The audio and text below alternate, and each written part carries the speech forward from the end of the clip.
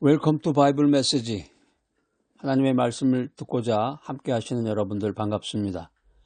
여러분 자전거라고 아시나요?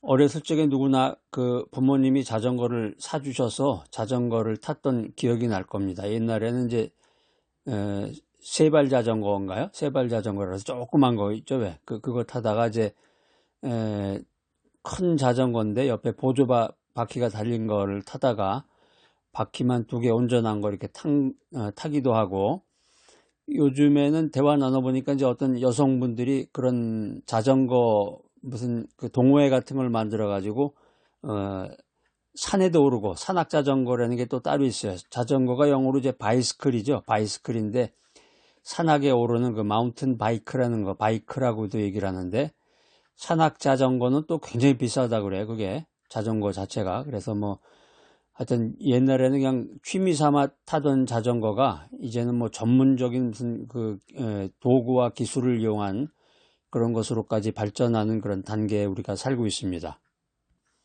자전거 페달을 밟으면서 바람을 느끼는 그 순간 아주 그냥 잊을 수가 없죠. 이 단순한 무빙이 아니라 단순한 이동 이상의 어떤 큰 기쁨을 주는 것이 자전거입니다.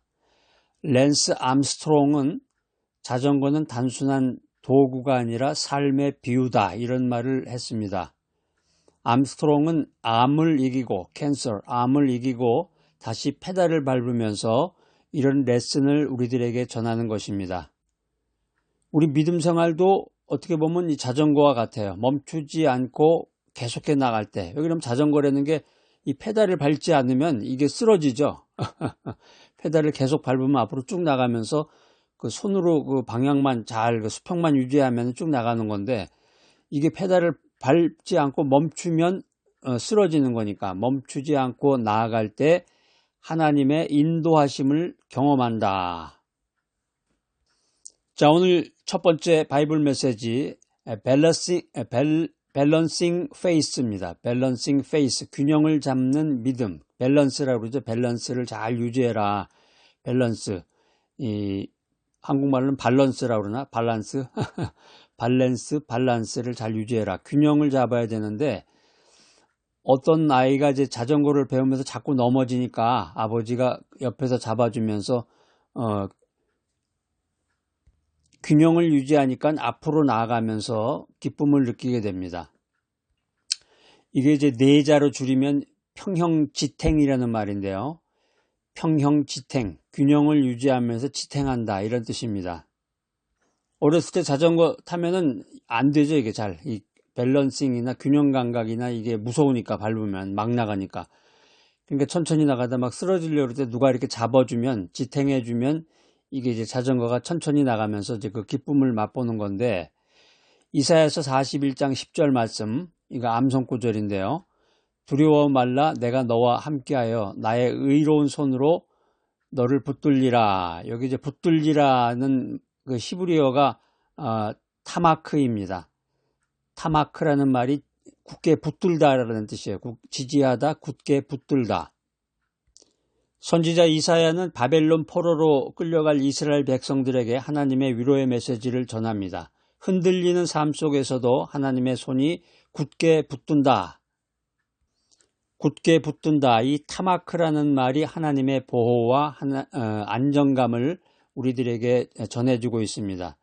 하나님이 이렇게 꽉 붙들고 계시니까 자전거가 안정을 이루고 쓰러지지 않는 것처럼 하나님의 보호와 안정감을 우리가 느낄 수 있는 거죠. 그러니까 신학적으로 보면 이게 믿음이 하나님의 임재로 균형을 잡는다라는 뜻입니다.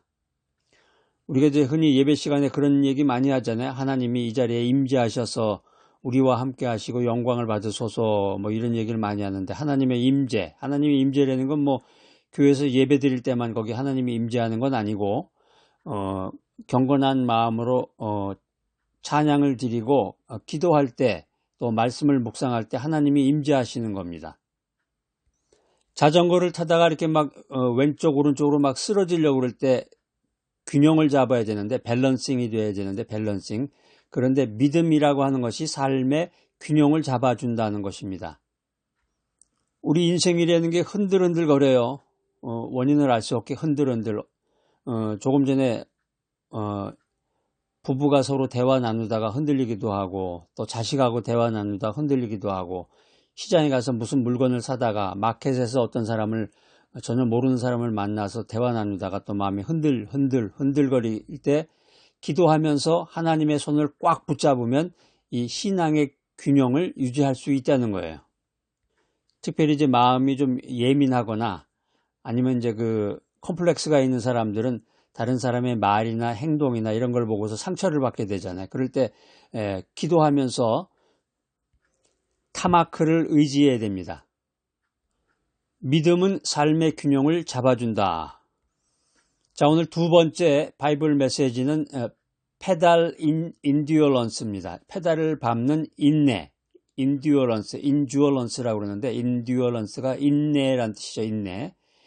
페달이라는 게 페달. 우리가 페달을 밟는다고 그러죠. 이 옛날에 재봉틀이라는 게 있었는데 여러분 보셨나 모르겠네. 재봉틀이 이렇게 책상 같은 데 올려놓는 그런 작은 것도 있지만 이렇게 큰 게 있어요. 발로 그 페달을 이렇게 밟아서, 저도 어렸을 때 본 기억이 나요.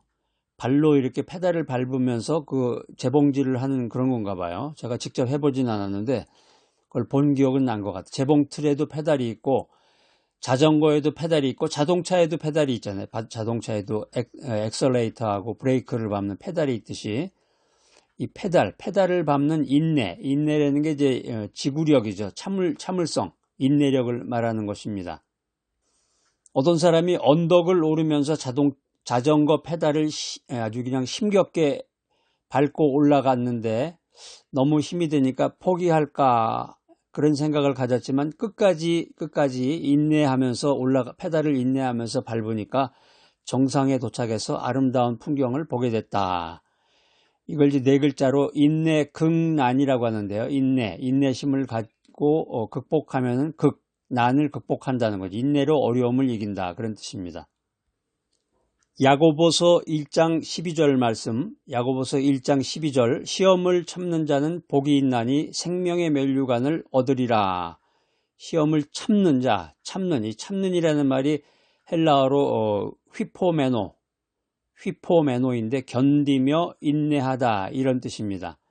야고보는 초기 교회 성도들에게 고난 가운데서도 인내하라 이런 메시지를 전하고 있습니다. 시련을 이긴 사람에게 하나님의 상급이 약속됩니다. 휘포메노, 고난 속에서도 흔들리지 않는 태도를 말합니다. 신학적으로 분석해 보면은 이것은 이제 인내가 믿음의 열매다라는 그런 의미가 있습니다. 인듀어런스, 인내는 미라클의 길을 연다. 인내는 기적의 길을 연다.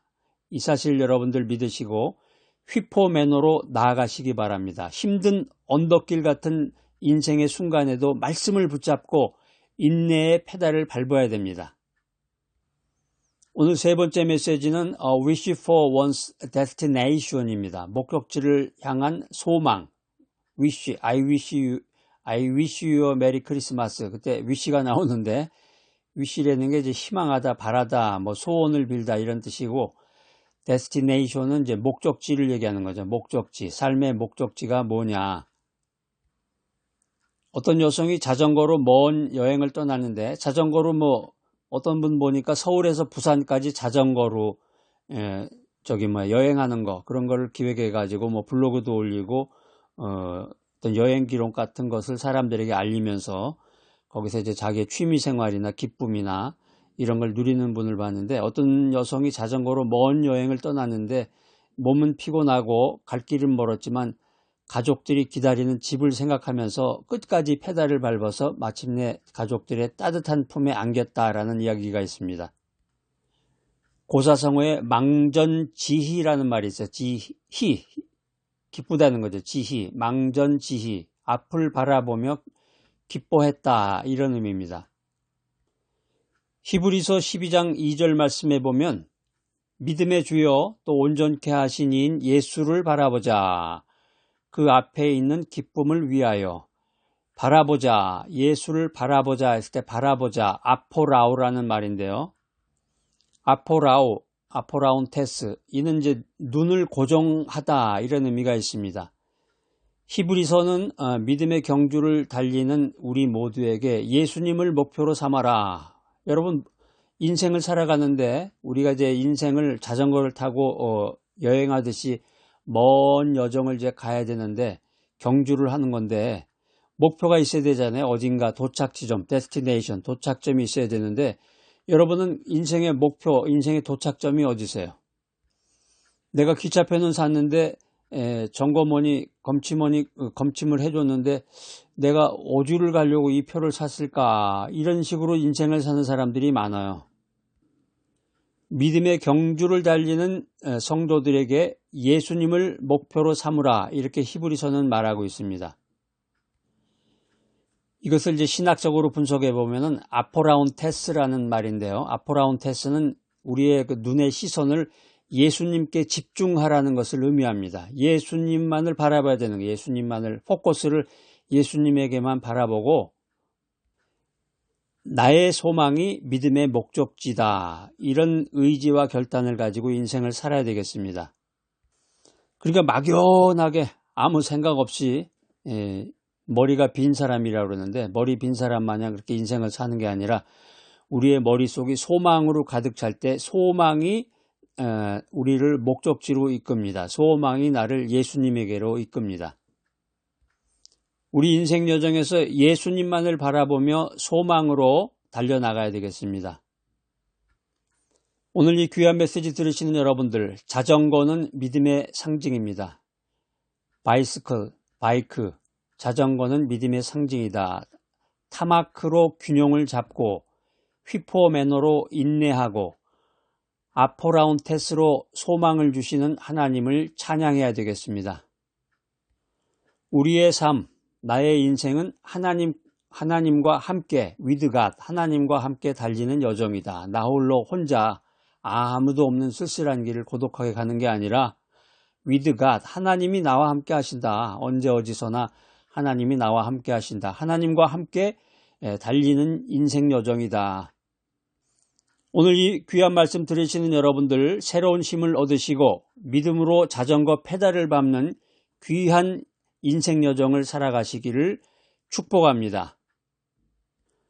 우리의 인생 여정을 인도하시는 사랑의 하나님, 자전거와 같은 우리의 인생을, 나의 삶을 인도하시니 감사합니다. 타마크로 붙들어 주시고 휘포 매너로 강하게 하시고 아포라운테스로 소망을 주시옵소서. 나의 인생 여정이 주님의 손안에서 빛나게 하시고 믿음으로 달리게 하여 주시옵소서. 예수님의 이름으로 기도합니다. 아멘.